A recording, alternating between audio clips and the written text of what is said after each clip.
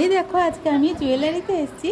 তো আজকের ভিডিওতে থাকবে আমি কি কি পারচেস করব। তো হাই গাইস, আমি মাধবী, তোমরা কেমন আছো? আমি তো খুবই ভালো আছি। তো আজকে একটা নতুন ভিডিও নিয়ে চলে এসেছি। যদি ভিডিওটা ভালো লাগে তো আমার চ্যানেলটা একটু সাবস্ক্রাইব করে দেবে, লাইক করবে আর কমেন্টসে জানাবে আমার নুপুরটা কেমন হয়েছে। আর এই এই সমস্ত ভিডিও পেতে আমাকে একটু ফলো করে রাখবে। এই দেখো আমি নুপুর দেখলাম, একটা বালা দেখলাম, আর একটা হচ্ছে সিলভারের পলা দেখলাম, আর একটা মুখ পলা দেখলাম। তো কেনাকাটা করে আমি চলে আসলাম। এবারে আমরা দই খেতে যাব। এই যে তোমাদের দাদাভাই দেখো দই দুটো নিয়ে কেমন করছে। তো মিষ্টির দোকানে এসেছিলাম দই খেতে। আমি ফাস্টফুড খাই না, তো দই খেয়ে নিলাম। তো দই খেয়ে নিয়ে আমি তো এখন ঘর চলে এসেছি।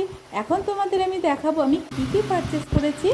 এই দেখো এই দোকানটাতে আমরা গেছিলাম, এই গহনা ঘর, এই দোকানটাতে আমরা গেছিলাম।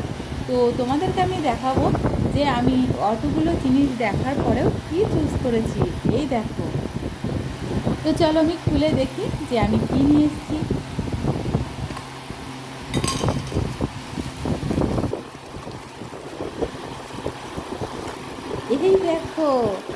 এই দেখো আমি সেই নুপুরটাই চুজ করেছি।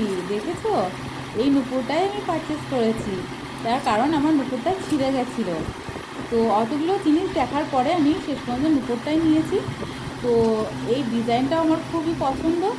কি বলো তো, ছোটোবেলাতে আমরা একসঙ্গে দুই বোন নুপুর নিতে গেছিলাম। তো আমার যেটা পছন্দ হয়েছিল সেটা আমি নিতে পারিনি।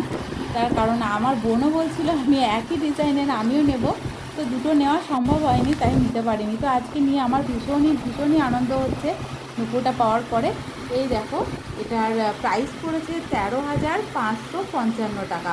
আর আমার কাছে দুটো ছেঁড়া নুপুর ছিল, সে দুটো দিয়েছিলাম 6,227 টাকা হয়েছিল। আর আমাকে এখন দিতে হলো 7,327 টাকা। তো এই দেখো ফাইনালি নুপুরটা আমার হাতে চলে এসছে। তো কেমন হয়েছে সবাই একটু কমেন্টে জানাবে।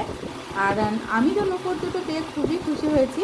তো ছোটোবেলায় পেলে আরও খুশি হতাম, তখন সম্ভব হয়নি, আমি পছন্দ করেও পাইনি। তো আজকে নুপুরটা পাওয়ার সঙ্গে সঙ্গে সেটাই আমি ভাবছিলাম।